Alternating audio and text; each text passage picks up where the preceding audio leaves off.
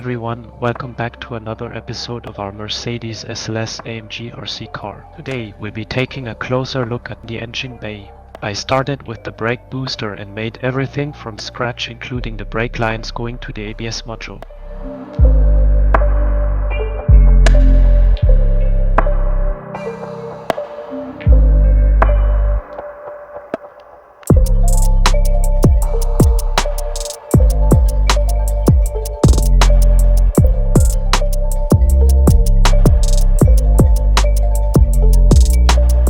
The actual braking force is delivered by the servo in the mock engine and will pull a steel cable.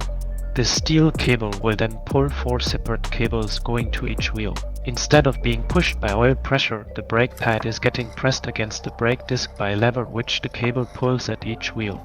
The braking system has a fail-safe insofar that the ESC from the electric engine will also deliver braking force to the rear wheel.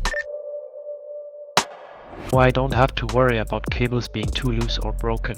After that, I finished with the carbon fiber cover. It actually took several attempts to get the carbon look right because of the volume. My usual method for a carbon fiber look with homemade decals works great on plain surfaces, but when applied on round shapes the decal doesn't have the stretching properties of actual woven fiber sheets. I tried different methods with dyed glass fiber but always ended with a mess.